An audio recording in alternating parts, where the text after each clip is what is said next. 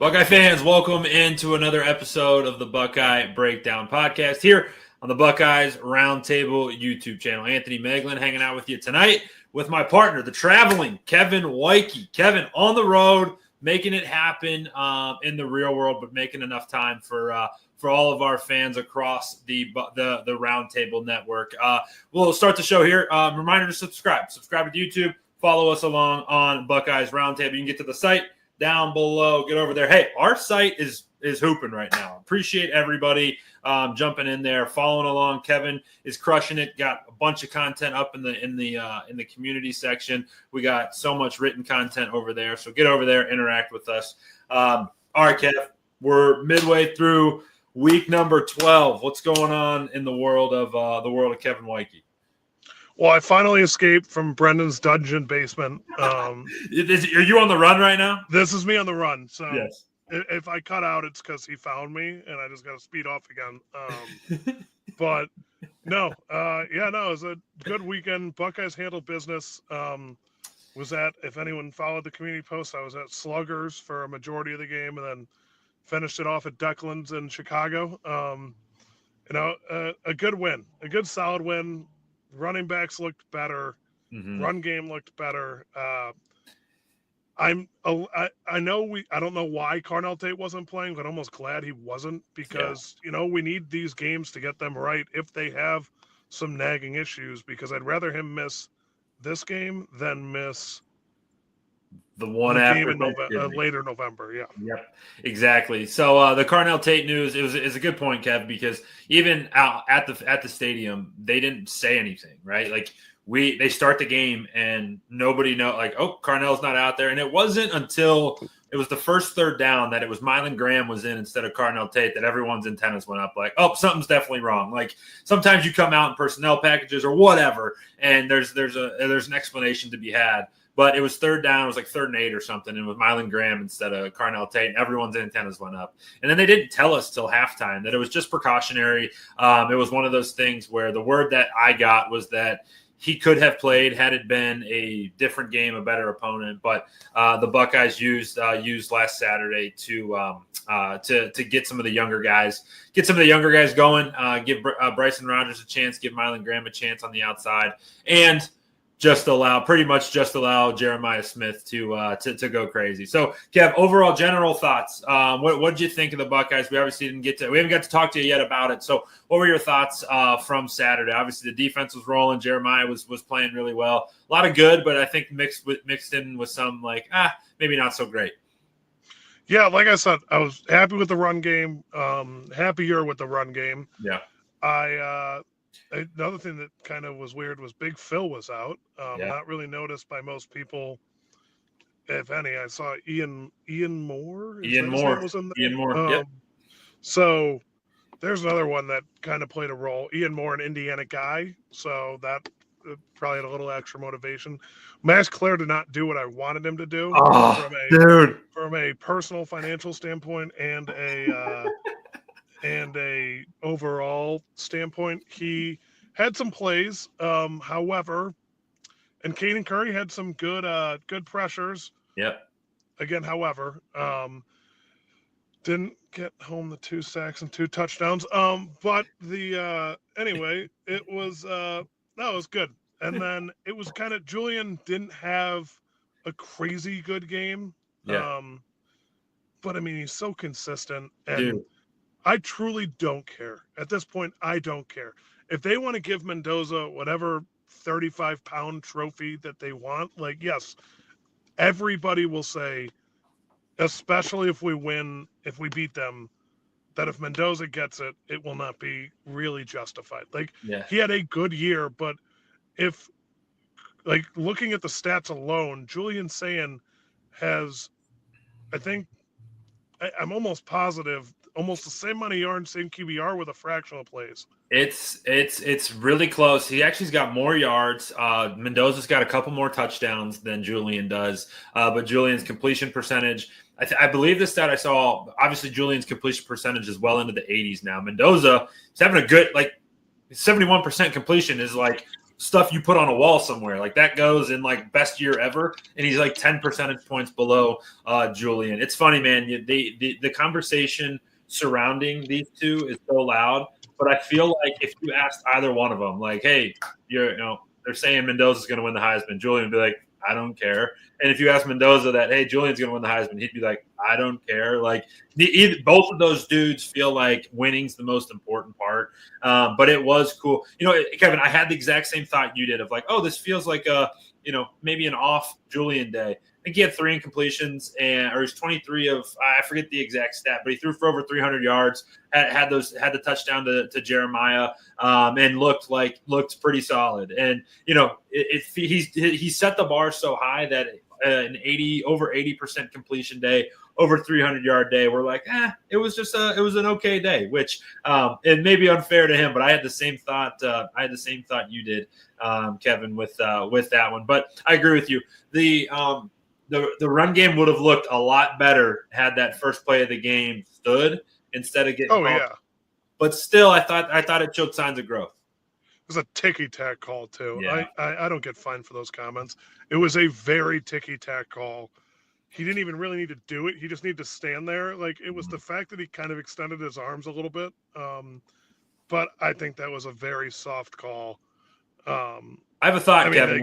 I'm curious to get your opinion because I said this to Brendan after the game, but there's been a couple times, like I think back early in the season, I think back to even last year, where like early in a game, if Jeremiah does something that like hurts the team, it feels like he uses that as like, I called it like turbo fuel on Saturday after the game, but it feels like he like dials in and then just like goes crazy. Like if he has a drop early, you can expect him to go crazy. He had the block in the back that took points off the board. And then how did he respond?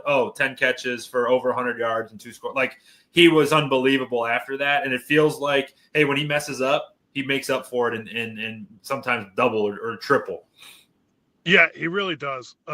It's impressive kind of his ability to turn it on when he needs to.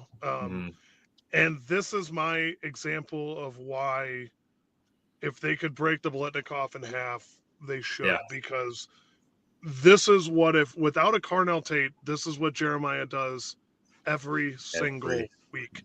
And without Jeremiah, this is probably what Carnell does every single week.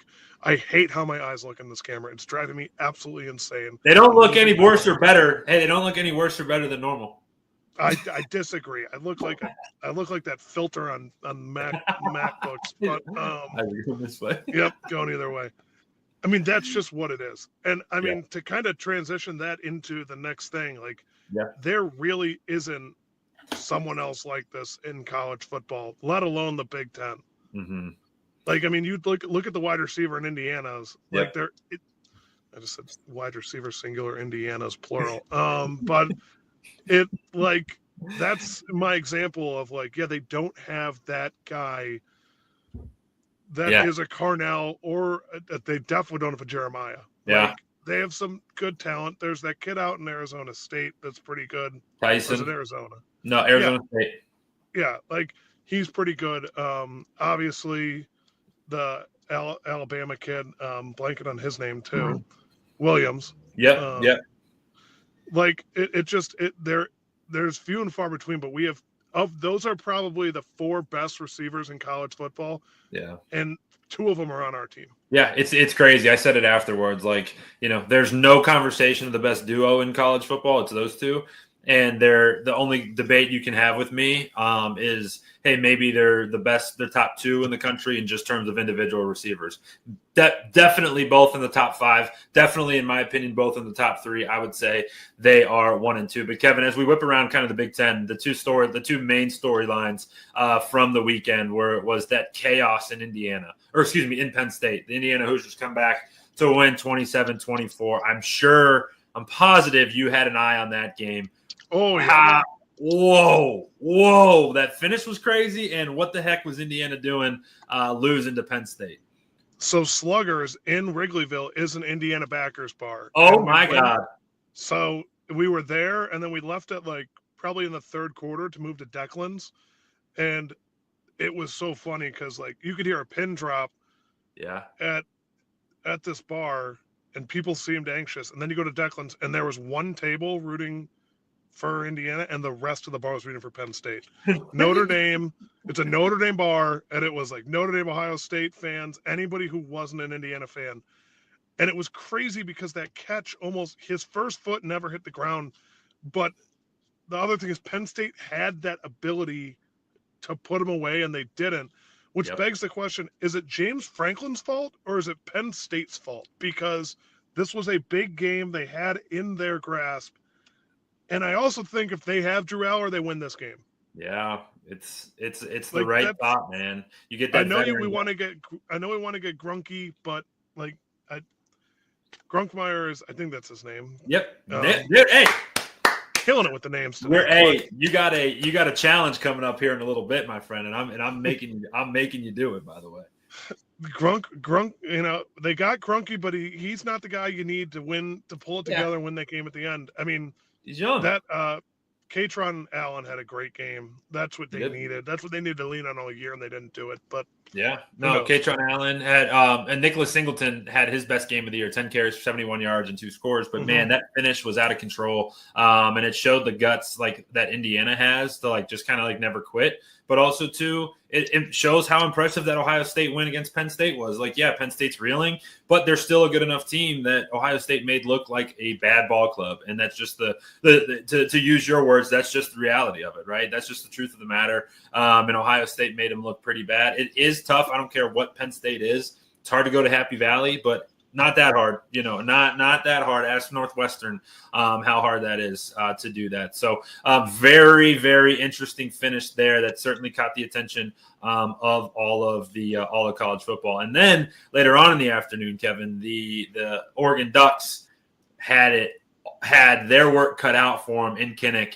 Iowa had them dead to rights. And Dante Moore leads a game-winning drive. It was an awesome drive, awesome throw up the seam to get it going. Man, I thought the Ducks were going down. Kinnick is the hardest place to play football, to win a football game outside of Ohio State. I think it is Ohio State 1, Kinnick 2, because teams have gone into the big house, teams that not just us, and then really no one other than the team up north has done it in Columbus, where of the recent memory losses is team up north, and then it's Oklahoma, and then Michigan State in 2015. Mm-hmm. That's it. Yeah. Like that's it. Thinking about that. Like Kinnick is an impossible place to play. I mean, if they get rolling early, that place is bumping. It's all those corn-fed, Iowans having fun. Iowans? I think it's Iowans. I was at the wedding and I walked up to my friend who went to Iowa, and I was like, Kara, what happened? And she goes, I don't want to talk about it. That's so infuriating. Like, but that's her experience with Iowa, where it's like, it was like Iowa versus Penn State back in the late 2010s, where it was a close game, and then Penn State pulled it out at the end.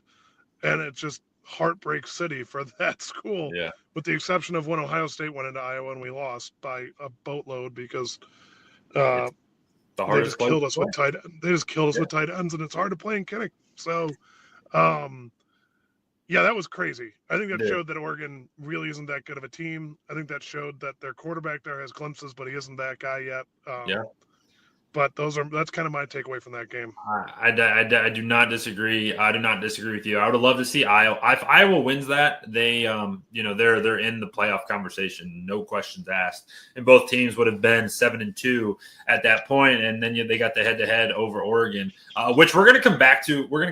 I realized that the first block here is college football playoffs. We didn't talk about it. We're going to come back to that here in a little bit, but I do think that I think that game was awesome. And color, nobody shocked that Kevin, you were at a wedding and you were talking to a girl who all she cared about was the football game. That is exactly where I thought you would be, and where everybody listening here thought you would be here. So up next for Ohio State is the UCLA Bruins. This is going to be a fun matchup, man, with UCLA flying across the country. This will be the 10th matchup between the two teams. It's funny, wherever you look, if you look on Ohio State's site, it'll only show the matchups after 1999. UCLA's site will show you the records pre 1999. So the first ever matchup. They did a home and home in 1961, in 1962, and then they didn't play again until 75, where they played twice in the same season, once during the regular season, then once in the Rose Bowl. And then in 76, they go back to Columbus. They actually tied that game 10-10. I'm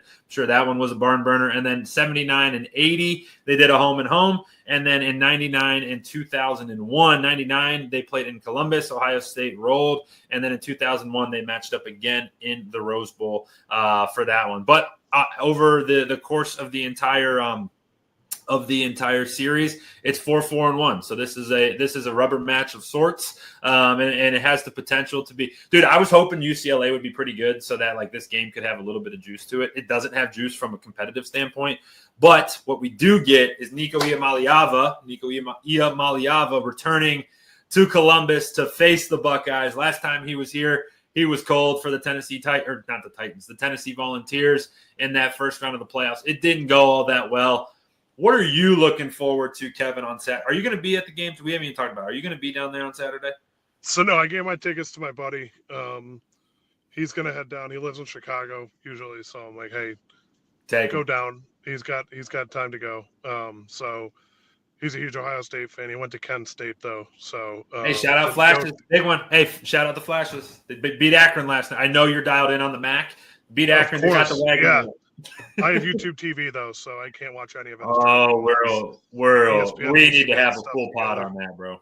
Yeah, no, that's a disaster. But I will not be there. But I think he's going to play. I mean, he can't play worse. He can't play. He had from a passing standpoint, he can't play worse. From a rushing standpoint, he had a touchdown and had a few yards. But I don't know. Like I'm expecting.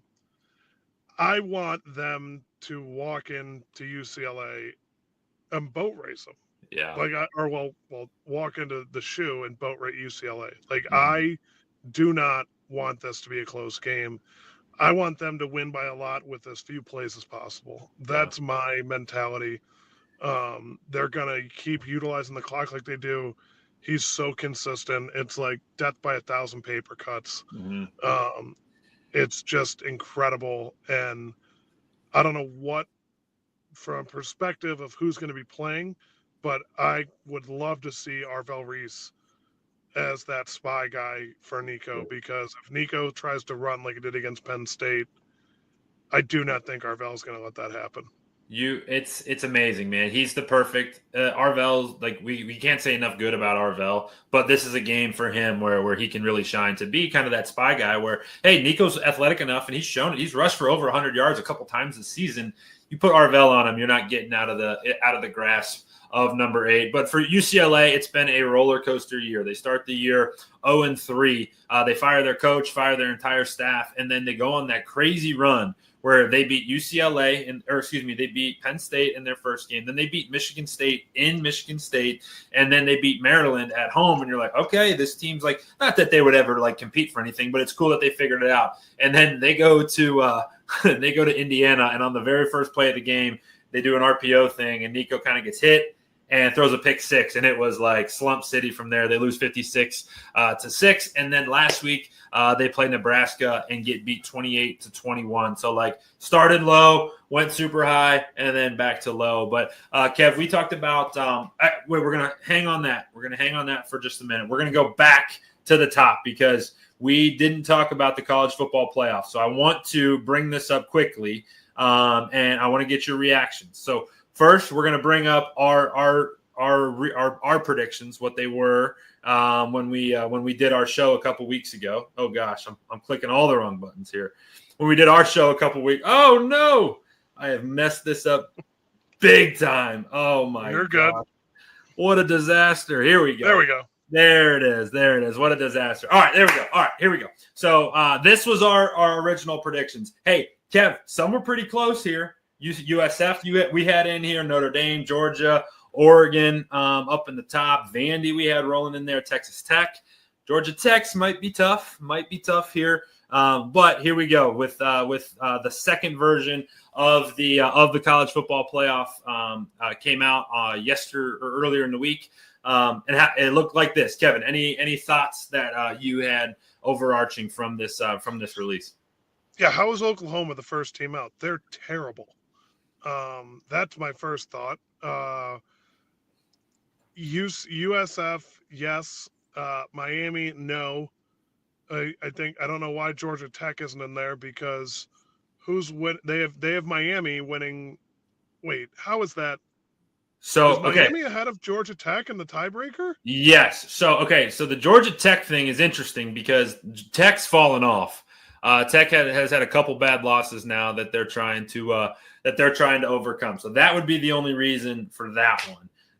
Okay. I was thinking more so like who's playing Miami in the ACC championship game right now? This is saying that Miami gets an at-large, I believe. No, this is saying that Miami gets in because there's no other ACC team in here. So that's saying that Miami somehow works their way in, which doesn't make all the sense to me, for sure. Because I don't it's the gold numbers are the champions. So champions, Ohio State Big 10, Texas A&M SEC, Miami ACC, Texas Tech Big 12, and then USF is the highest ranked power or group of 5. Here's the thing. I wouldn't be surprised if JMU sneaks in there. Dude, if USF loses and JMU wins, there's a chance they sneak into that 12th spot.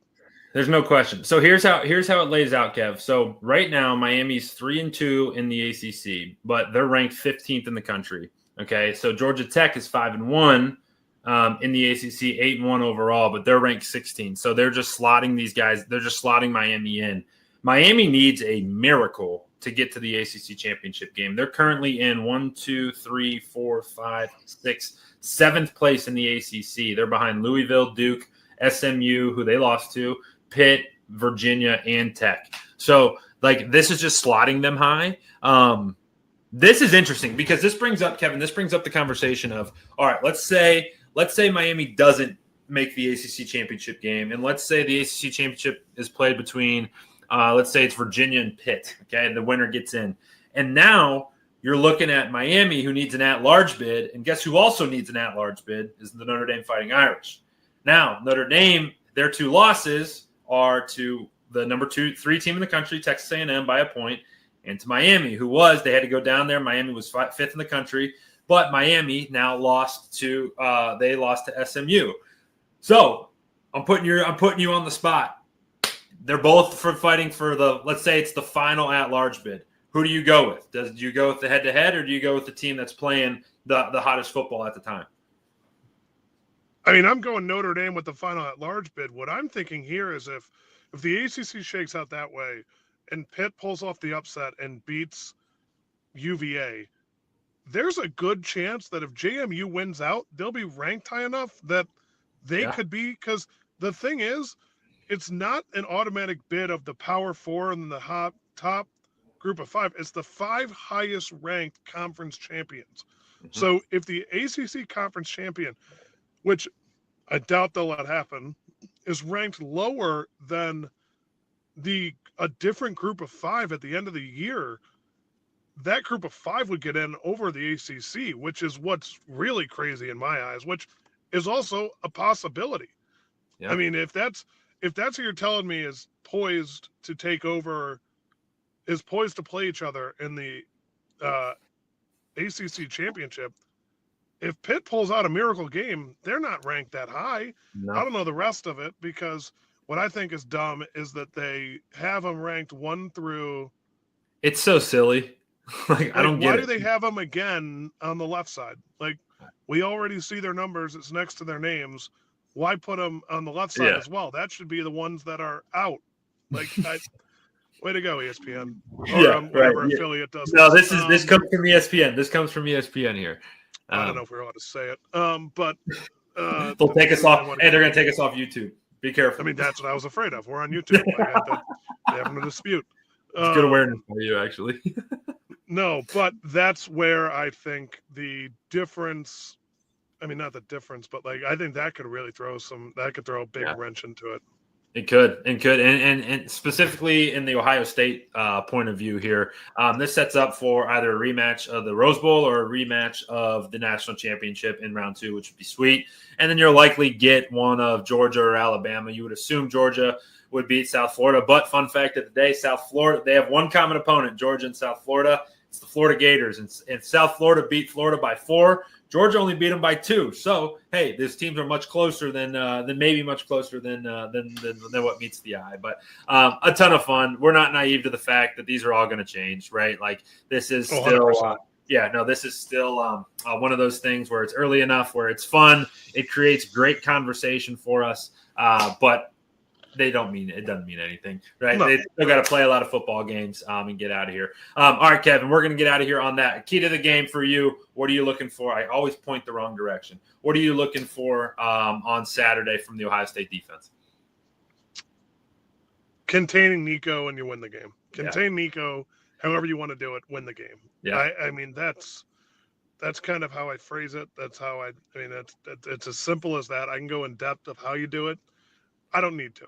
No. Contain him on the ground, make him throw the ball, and then let our DBs do what they do best and prevent passes from being completed. Yeah. That's how I'd say. That's how you do it. You slap Arville right there to make sure he doesn't run, rush your 4 heat-seeking missiles, and then let guys make plays on the back end, and you're good from there. Yeah, it'll be fun. It's Ohio State's defense has another opportunity to just continue to suffocate, right? Continue to show that they're the best group in the country, and it'll be a ton of fun to watch. A key to the game for me is health. Just get out of this thing healthy. I would love it if Sonny and Arvell played like 10 snaps and then was like, get out of here, because that means Ohio State is rolling. But you never know. It's college football. Kev, I said it on Saturday. It's November. Just freaking win football games in November. It doesn't matter how, what, or who. Just have one more point than the other team and keep that thing rolling right along. So appreciate everybody jumping in with us here tonight. We're going to get out of here on that. Make sure you're subscribed to the YouTube channel. Make sure you're checking us out over at roundtable.io/sports/NCAA/Ohio State. I do have news. That's going to shrink down. We're going to get a real URL,